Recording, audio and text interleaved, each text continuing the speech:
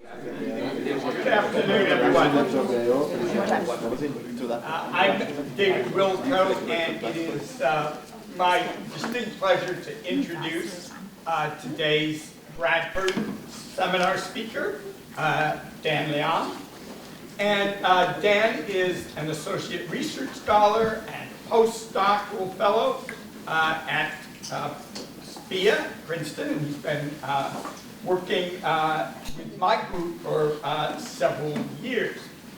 Now, Dan got his PhD from C-PREE University, and his research interests have centered on two themes, really. The first is the impacts of urbanization and other human-caused changes on the different communities of birds that one finds, particularly in the highly biodiverse region of Yunnan, southwestern China. And he's also interested in questions about what forces, whether it's competition, climate, determine the structure and species composition of those communities. But that's not why I brought him to Princeton.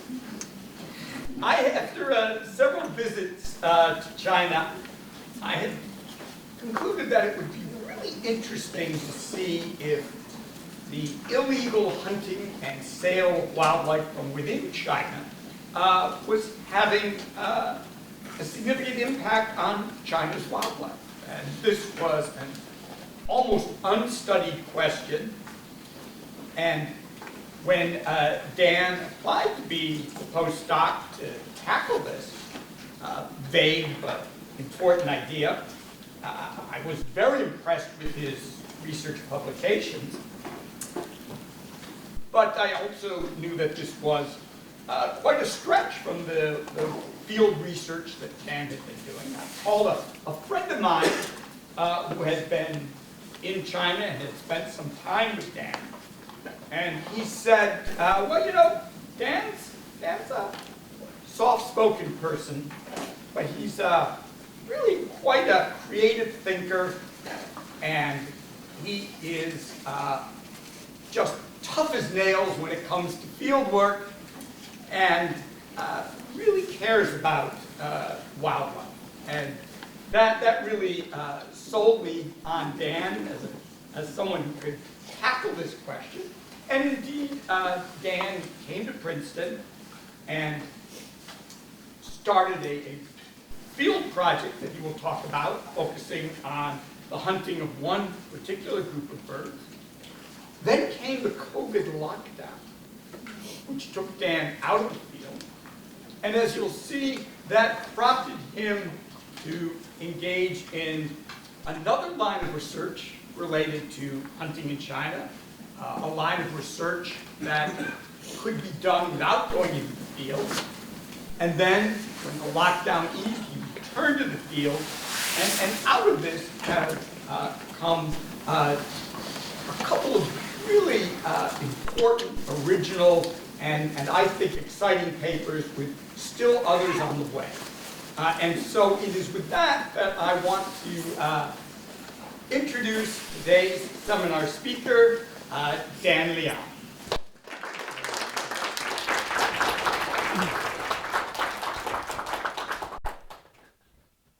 Thanks so much, David, for this very kind introduction.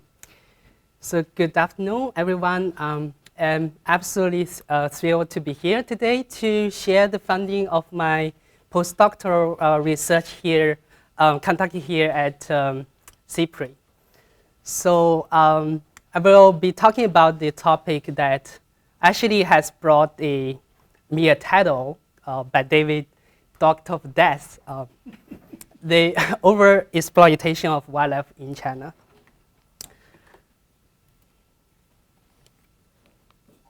So understanding how various threats affect biodiversity is crucial for preventing the species from going extinct and informing conservation policies. So globally, the overexploitation, which includes hunting, trapping, fishing, etc., stands out among the habitat loss, pollution, invasion, disease as the most dominant threat. So based on the expert opinion, overexploitation has affected 72% of the threatened and near-threatened species classified by the IUCN Red List. So if we break it down by country, and this pattern varies. For instance, if you look at United States, overexploitation is a less important threat other than among others, affecting the 27% of the threatened species only. But if we turn our attention to China, there are 78% of all Chinese threatened species affected by overexploitation. But this is based on the expert opinion.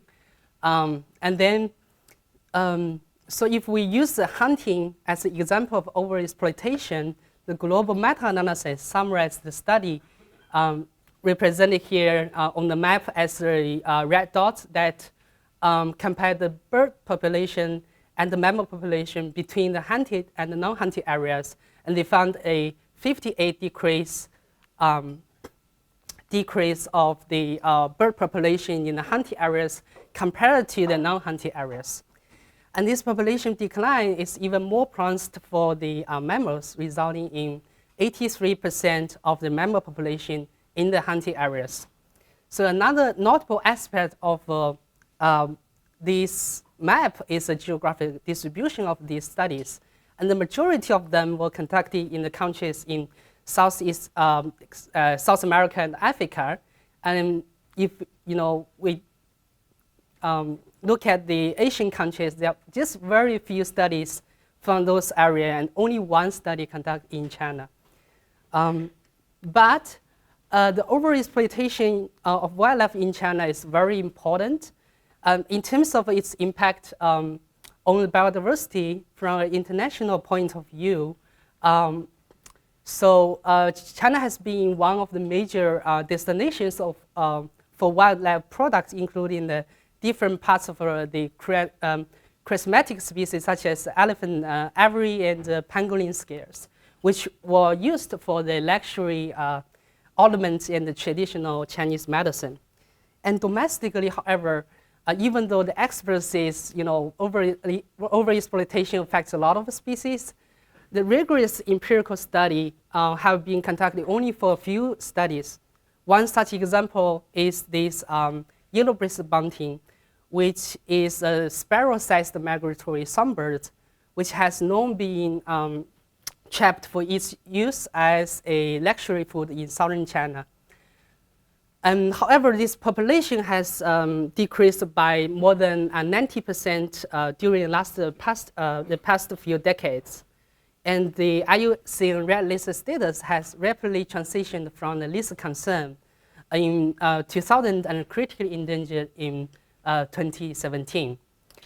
And then in the pandemic era, needless to say, overexploitation of wildlife in any country, including China, will have a risk of disease outbreaks. So in terms of research on this topic, the overexploitation of wildlife within China, there are a couple of major research gaps. First, we lack a comprehensive assessment of this issue, but because getting this kind of data to do such an assessment is very difficult, not just in China, but in any other country, because wildlife hunting or overexploitation, and in a lot of countries, certainly in China, is an illegal activity.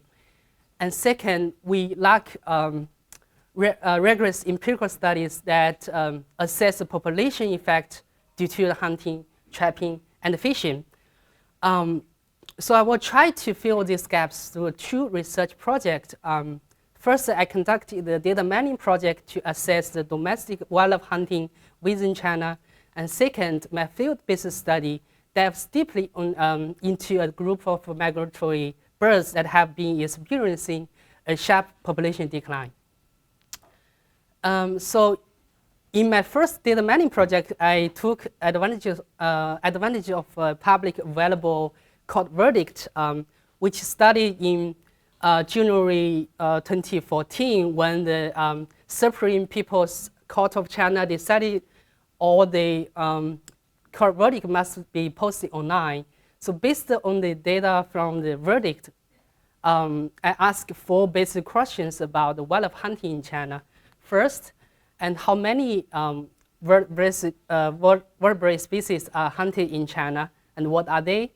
And second, and where does the hunting take place, and what are the socio-economic and drivers for this geographic distribution, and why people hunt, and how the hunted animals were used.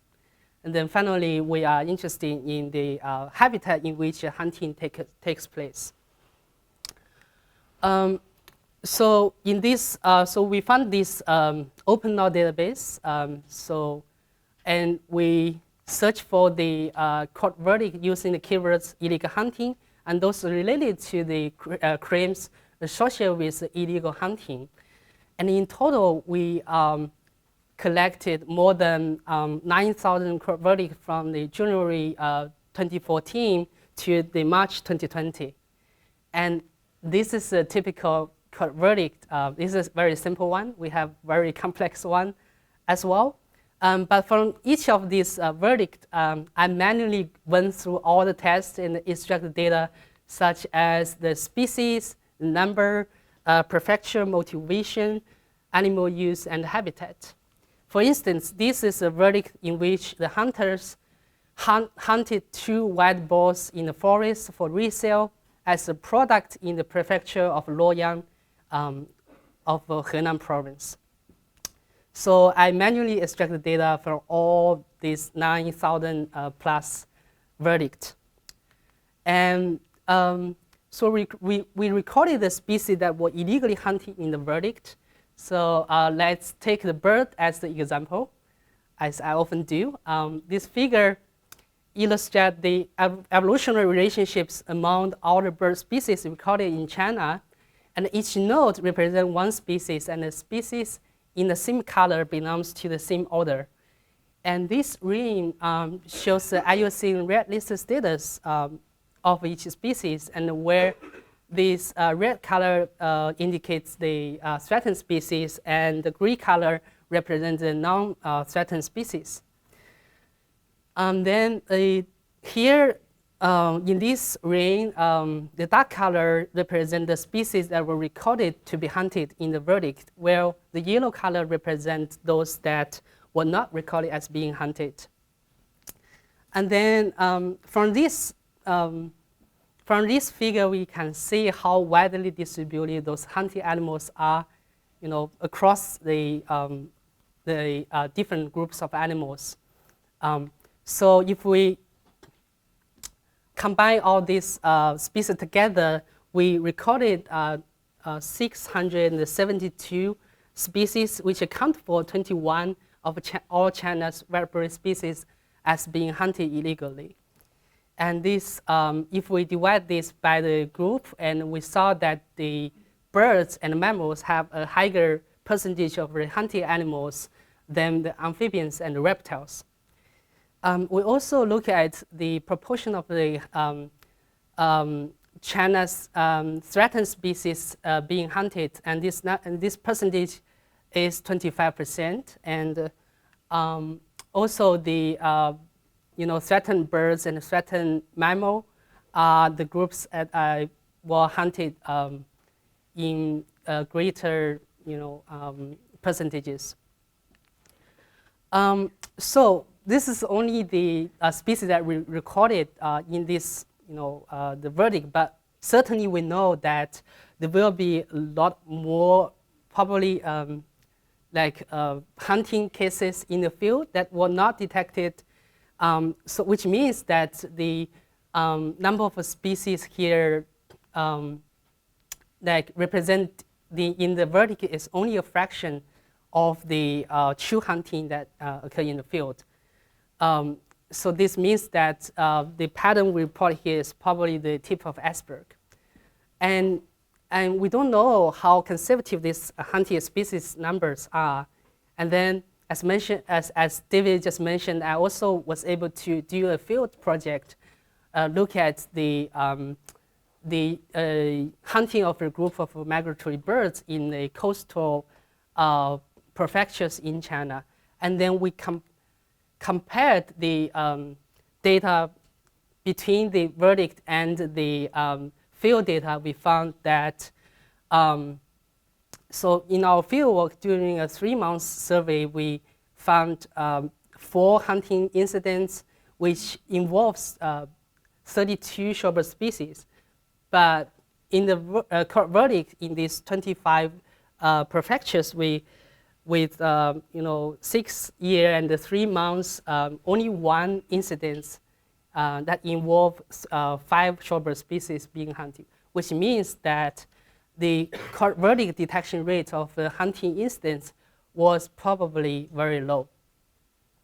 And then next we want to determine how much the larger icebergs are underwater. In other words, we want to understand how many more species may have been hunted over the 6 year and 3 months study period. And we modeled the number of species being hunted as here showing in the y-axis, and as a function of the number of court verdict as shown here in the x-axis. And we conservatively assume that 10% of the hunting incidents were detected by law enforcement and then prosecuted. So this dashed line here represents the current number of verdicts in our database. And we found that with the increasing number of hunting incidents or court verdicts, and many more species may have been hunted. So this increased the hunting number of species from 21% to 28%. And this increase also happened in all these different groups. But this sort of analysis can only give us a low boundary of the estimation. And then, the takeaway here is that this will, definitely many more species may have been hunted during this period. And then we are interested in understanding which species may actually be representative of the iceberg underwater. To do that, we compared a trait database for the 2,400 species. And these traits include body mass, habitat, range size, and travel time to the urban market, and whether species was recorded to be traded or not at the national and the local level. And then we found that the larger species with larger range sizes and their range close to the urban market have a high probability to be hunted, to record it as being hunted in the verdict. And using this model, we further predict that 781 additional species, which represent 33% of the species, because they share the similar traits with the known hunted species, they will have a high risk of being hunted as well. And this includes 90 threatened species. And then from this verdict, we found many species are being hunted, but we also found many species were being hunted as large numbers. And this include the common species like this Asiatic tart, which was commonly used as the traditional Chinese medicine. And we found this species in many of these verdicts and with huge numbers.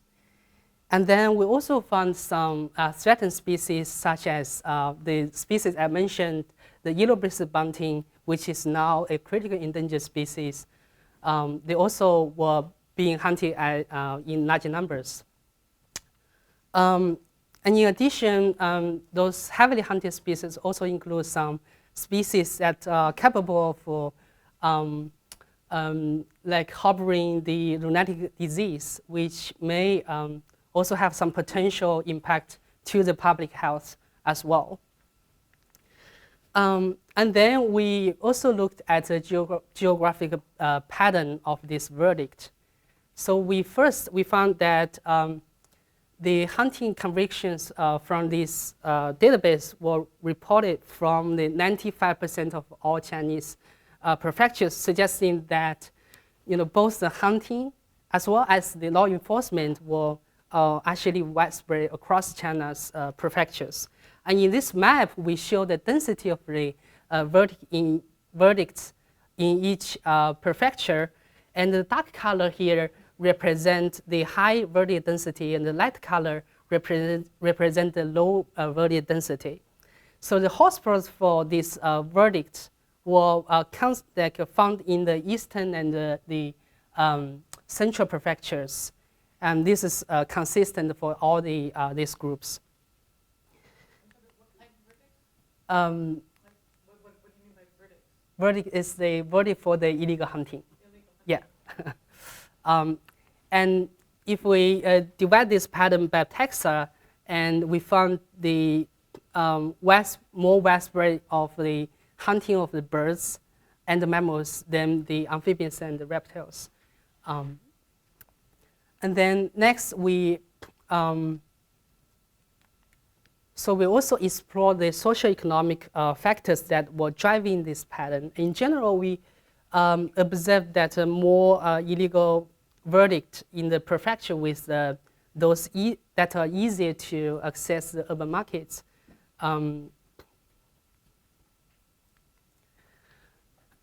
So we also classified the motivation of the hunting each verdict as either commercial and non-commercial.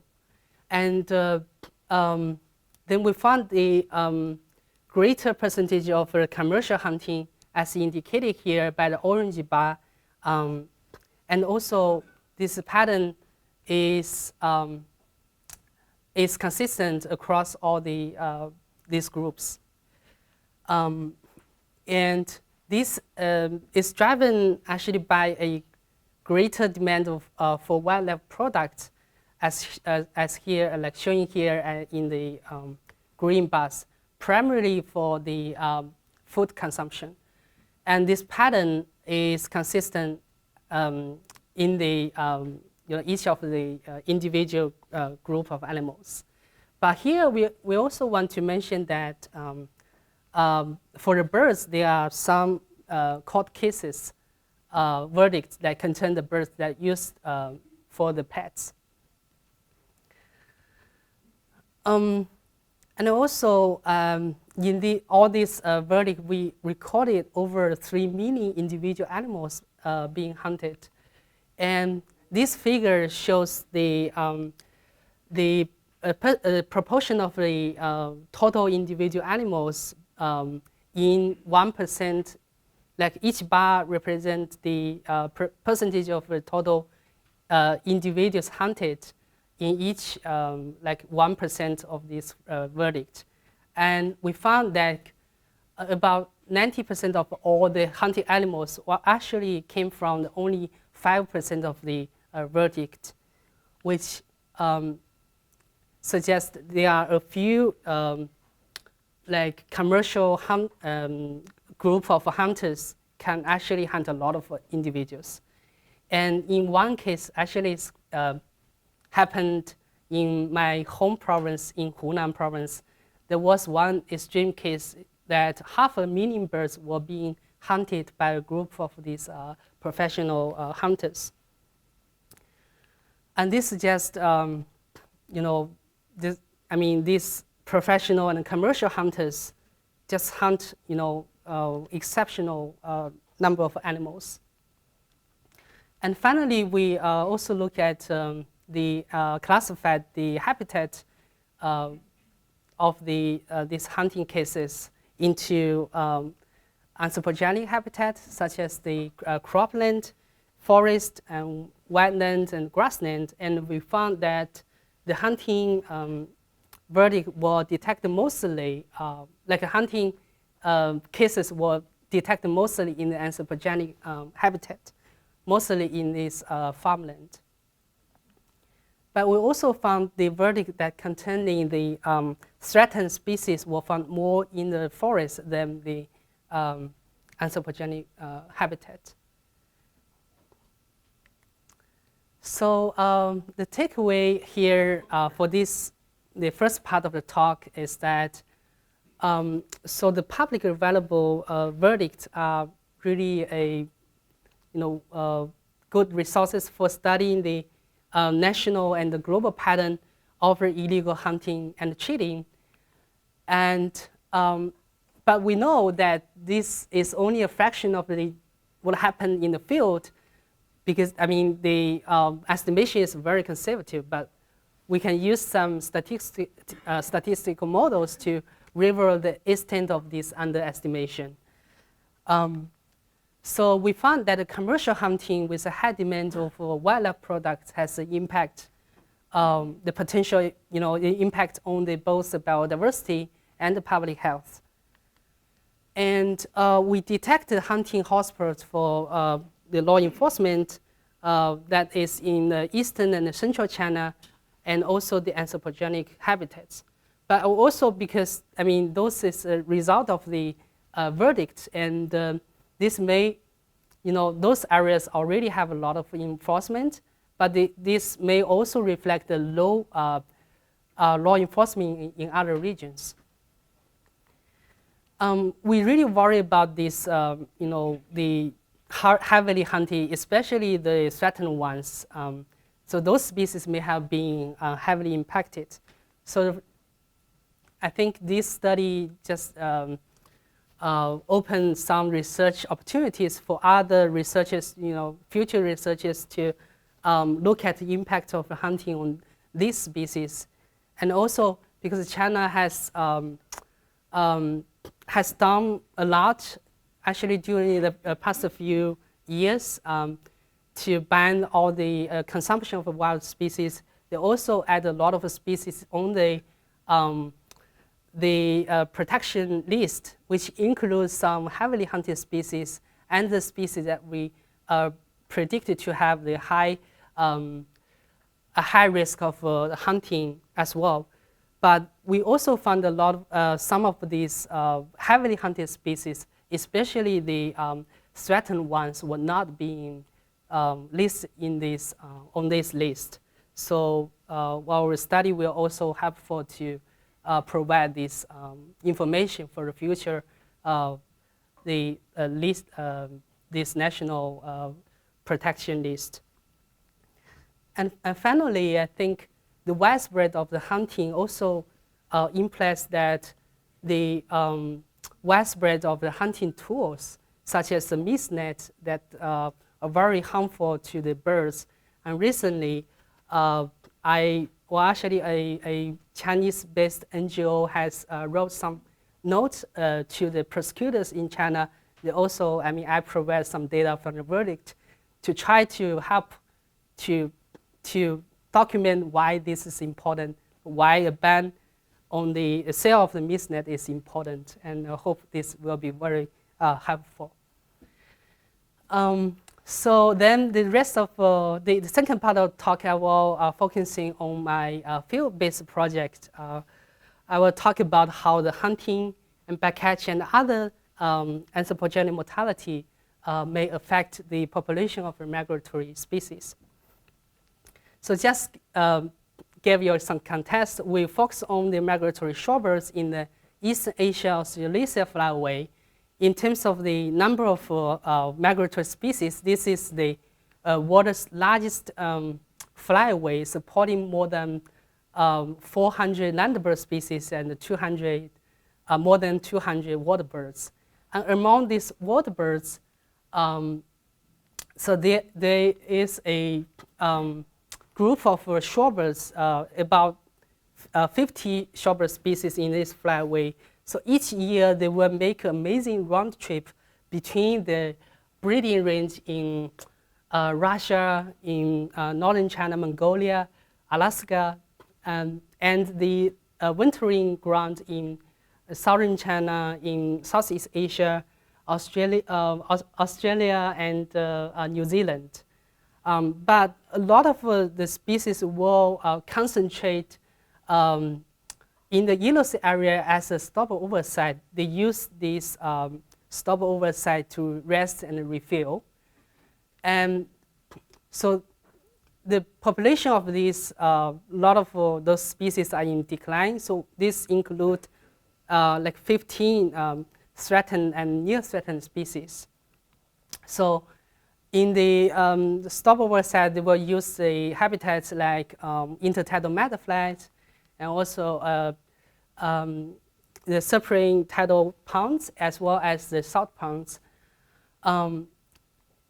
So I will just give you a sense like what's the concentration in one of these like a major stopover site in yellow sea area. This is a video I took in the one of the major stopover sites in yellow sea region in Liang of eastern China's Jiangsu province. In this video, there are roughly 20 and 30,000 shorebirds foraging on the high tide meadowflies.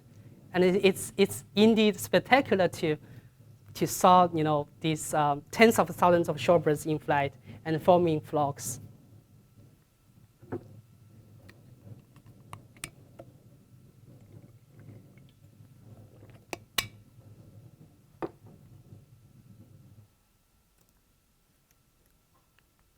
However, so those species are in sharp decline. So the long-term monitoring data from the wintering population of some species in Australia and New Zealand have shown a significant decrease in those shorebird species. And the species at least here are those that heavily rely on the yellow sea area as a stopover site. The yearly population decline is just it's huge. Those are the annual yeah. rate of decline. That's right. And then this graph shows the loss of the tidal flat area from 1950s to 2000, with half of the tidal flats were disappearing between the 1980s to 2000s. And then the scientists have concluded that the primary cause of this decline in bird populations to habitat loss at the stopover area. And as a response, the Chinese government actually has banned all the land reclamation projects in 2017. But a key conservation insight here for me, I think, is if the habitat loss of their stopover site at the yellow sea region is indeed a single largest contributor of this population decline. So if we protect all the major stopover sites in this region, we will stop the population decline. But is this the case?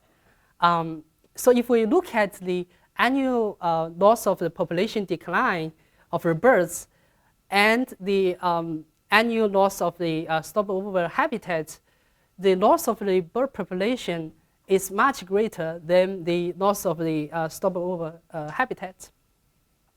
So, which means that, which brought the question about whether are there any other overlooked contributors to this population decline. So recently, a group of scientists across the flyway published a review paper that summarized the anecdotal evidence of hunting as marked here by the black dot on the map in the past few decades. And there was also some a few records of accidental capture of the shorebirds by the fishing nets on the meadowflat. And this bird is actually a critically endangered spoonbill sandpiper. It's the most endangered species in this flyway as well as in the world. In our study, we just address 4 key questions. Is the hunting, are the hunting and bycatch widespread across China's coast because we saw some evidence of the hunting previously, but no, I mean, in this flyway, there was no single like empirical study have ever taken to look at this impact of the hunting in a larger scale. And also, are there any potential source of a direct human-induced mortality across China's coast? And how many species and the individuals are harvested annually along the China's coast? And finally, we want to answer the question, like, do this mortality of shorebirds affect their population at the flyway level? So we did our field work across the entire coast of mainland China. The China has a huge coastal line, so we definitely cannot survey all of them. So we focus on the internationally important stopover sites across China's coast. So we have identified 55 internationally important stopover sites based on the previous survey. So if the previous survey recorded at least 1% of the flyway population of a given shorebird species, and this site was considered as an internationally important stopover site for this species. So we classified those 50 internationally important stopover sites into the three groups. So including the major stopover site, which can support the significant population of more than 15 species, and the medium stopover site, which can support at least 1% of the flyway population for 5 to 15 species, and the minor site, which can support at least 1% of the flyway population for less than 5 species. So, and then because, I mean, even 55 places across China's coast is a lot. So we randomly selected some of them. We selected all the major stopover sites and 50% of the medium stopover site and 43% of the minor stopover site. And we did 2 seasons, 4 seasons in 2019, and then the spring season in 2021. So in each season, we put together several field teams to quickly survey all the potential shorebird habitats at each of the 29 sites across entire China's coast. And then we focus on our survey at each site, at the site that we found nets. So since our aim was to estimate the shorebird mortality, we conducted 2 types of surveys. So one is we will measure the nets. So we will record the net type and the length and area of the nets, and also the number of days that each of these nets were in use in each season. And then we'll randomly choose some of these nets to do the bird mortality survey. We'll record information like the length or the area of nets monitored, and the number of hours monitored, and the number of birds of each shorebird species being caught by each of these nets. By doing so, we can estimate the mortality rate, as well as we can estimate the total number of shorebirds being caught in each of these sites in each season. So let's see what we found. So first, we found the illegal hunting at 3 minor stopover sites in 4 seasons.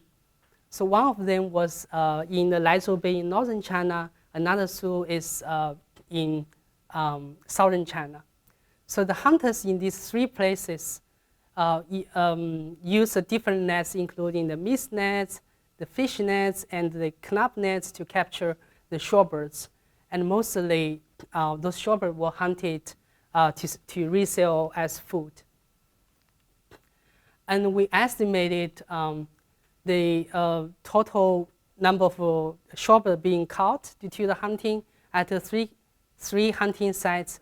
And the result here, we show that about 14,000 shorebird individuals were hunted. This is a lot of birds if you still remember the concentration of the birds in that radio. And among these, we were able to estimate the species-specific mortality for 10 shorebird species that were hunted in large numbers. And then we also found the backcatch in 2 sites, including 1 major site and 1 medium site. So this is one in Nanpu, and another one is Yalujiang, which is right at the border between China and North Korea. So this is the type of the shrimp nets that used in Yalujiang, and so so they use this type of nets to capture the shrimps, like between the high tide and the low tide. But these birds will also, following this tide, they will get caught. And this is a fish net used in another site in Nanpu, which will also capture the birds. And then we also estimated the mortality at the 2 backcatch sites.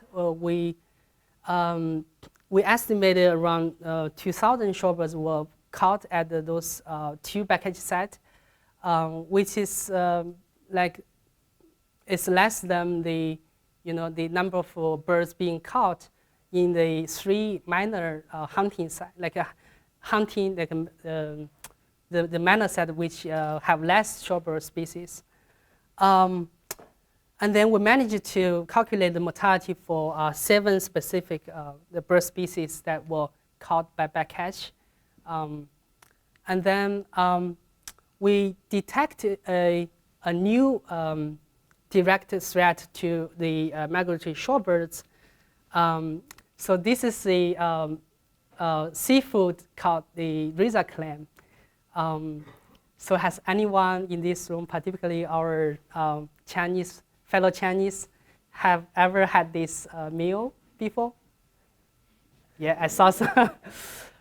Yeah, so actually it was a really popular seafood across China's coast, but when it was so the farming of the seed of this the razor clam is concentrated in the 2 provinces in southeastern China, the Zhejiang province and the Fujian province.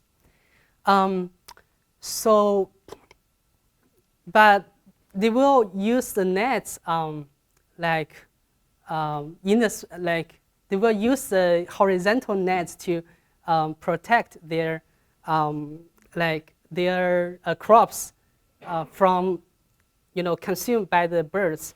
So this is a picture that I took by using a drone, and those areas is just huge, and all these so the meadowflower was divided into the small area to farm these razor clams, but they will use the net to cover all these places to prevent the birds to eat their crops.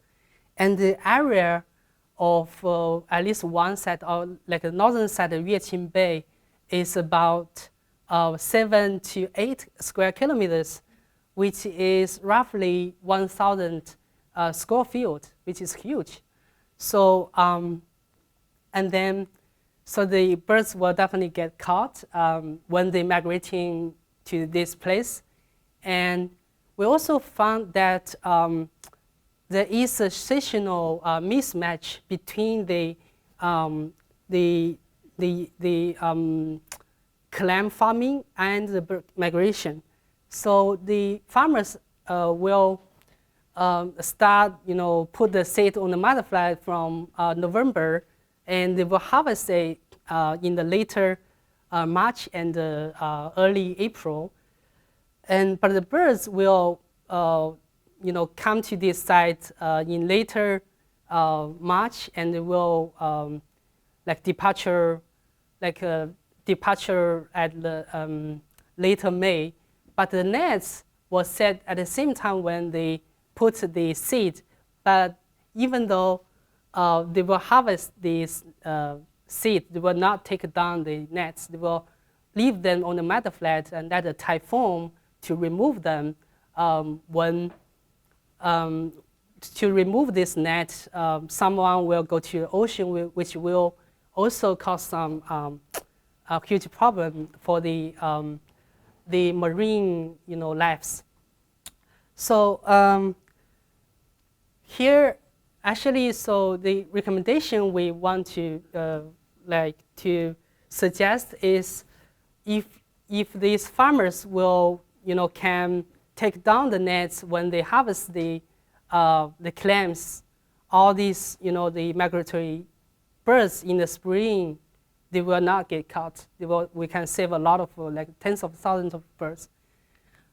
So we estimate the shorebirds mortality from April to May 2021, and we estimated 14,000 of shorebirds being caught at these two sites. We also estimate the mortality for 5 species. And then there's a question that, because of our initial study design only considered the major the internationally important stopover site, but the fact that we found more mortality occurred at the minor site, we wonder how conservative the shorebird mortality estimates were. So it was just very hard to estimate how underestimated for the hunting and the bycatch. But because this type of river clam net is tied to this river clam farming, which is concentrated in the only a small proportion of the coast. So which actually gave us an opportunity to estimate the how conservative these estimations are. So we checked the coastal meadowflat using the satellite images that I showed earlier, that this place was divided into small segments. So we can actually see it in the satellite image. So we identified 33 additional sites in which meadowflat structure is similar to these 2 study sites. And then we visited these places, and we found the similar nets at 17 of them. And we then go back to China this spring season and did the monitoring at this additional site, and found that the mortality at this additional site is similar to the mortality at this 2 sites that we did the monitoring before. And there are more species were found to be caught in large numbers.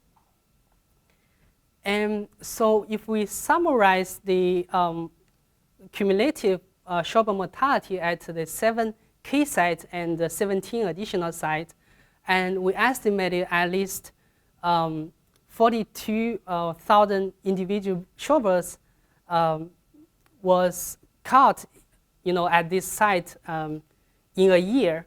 And this is a very conservative estimation because we only surveyed part of the, important stopover site, and this and the China coast is only a part of the journey of these migratory birds in their annual cycle. And then we were able to estimate the species-specific mortality for 18 species. And then the next question is whether those mortality of this of individual species will affect the flavid population.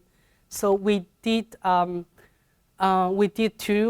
analysis. So we first calculated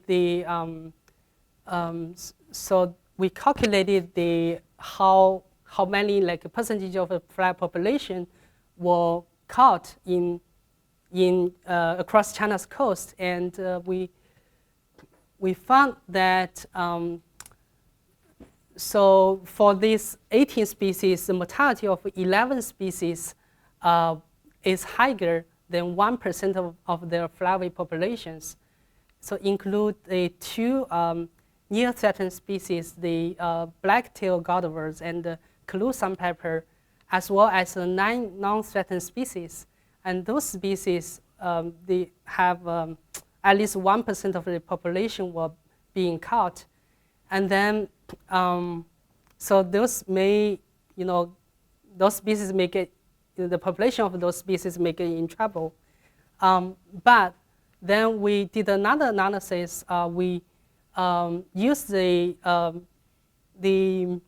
population parameters for a subset of 10 species to calculate a sustainable mortality limit, which is a threshold that can be harvested annually without negatively impacting the population. So basically, for a given species, if a number of birds harvested in their annual cycle is greater than this limit, its population will be in trouble.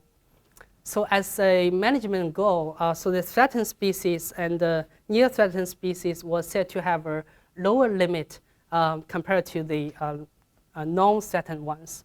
So what we found is that we found for 8 shorebird species, the conservative estimate, like mortality at China's coast, was between for about 40% to 70% of this limit. But for the 8 species, the upper limit of this mortality is actually approaching or even more than this limit. So this is concerning, as I said before, that this mortality estimation was only in some of these stopover sites along China's coast, which again is just a part of their entire migration journey. So the takeaway from this project, we found that the direct mortality of shorebirds and their effect, their influence to the population is clearly overlooked. And we found that most of the direct mortality actually occurred at the minor site, which means that if you only pay attention to the major stopover site, you still cannot stop the population decline. So then I think for the next step, I think we need to pay more attention to the stopover site that we know very little about, but those areas may have some direct effect that can actually affect the population of the species. So, and then I think it's urgent to mitigate this mortality. So in terms of the hunting, I think the law enforcement is very important and is effective because actually when we go back to the set in the hunting site in a when we go back to the hunting site in the spring, actually because that's during the COVID lockdown, and they are increasing law enforcement at this site, and we didn't see the hunting. And in terms of the backcatch, because there were only a few people were using these nets that can capture the shorebirds, and the alternative of the nets and the livelihoods is probably also helpful. And it's so if we tackle this razor clam netting, it's more complex because while we only estimate the mortality of the migratory shorebirds, which they will come in the spring, but there are also a lot of birds will wintering in this region, and this period is actually the season that the farmers will farm the young razor clams, which is a real conflict. But I think here we have a very simple solution that can make a big difference, which is if we remove the net after the clam harvest and before the bird migration, which will save a lot of like tens of thousands of birds, and then they can go further to finish their migration journey. And finally, we call for a flyway level monitoring, and actually our methods can be useful to, to do the similar survey in other parts of the flyway. So with this, I'd like to thank David for his tremendous support, for both projects, and also our other members in our lab for the, discussion and support during the whole process. I also want to thank my collaborators, especially Dr. Xinyi Yan from the University of Tennessee, for his help with the first data mining project. I'd also like to thank our collaborators in Spoonbuild Sandpaper in China, which is a Shanghai-based conservation NGO who is really, into this shorebird conservation and helped our field work in the second project. I also like to thank our collaborators in Sun Yat-sen University who participated in both projects. And also there are a lot of field assistants and volunteers who are getting involved in the field to collect the data. I'm really grateful for them. And also thank our funding resources, the Manhattan Foundation, Princeton University, and the Zhinang Foundation. With this, I also thank all for attending this talk, and I'm happy to take any question you may have.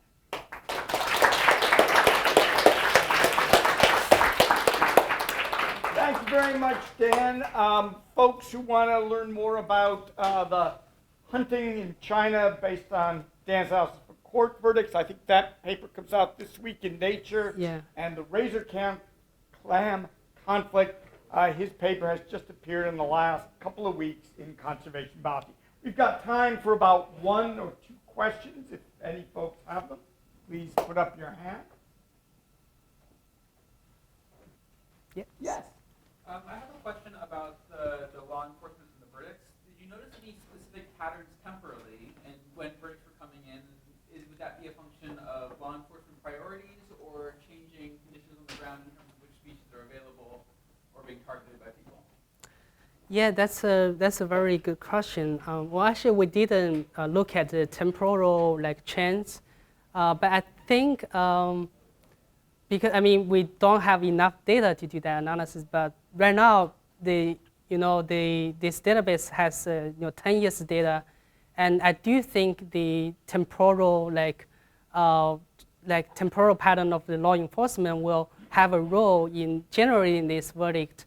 And so, for instance, China right now, we're doing some really some specific law enforcement for combating this hunting of migratory birds in general, in the migration season.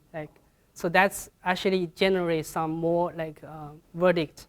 And also, I think it's really interesting to see whether the covert lockdown and whether this have an effect on this hunting pattern, which I think there are just a lot of things we can do to understand this pattern. Thank you. We are out of time, but Dan, if you can remain at the podium or in the vicinity, folks who have questions can come up and speak with you. Thank you so much for a very interesting talk. Thank you, everyone.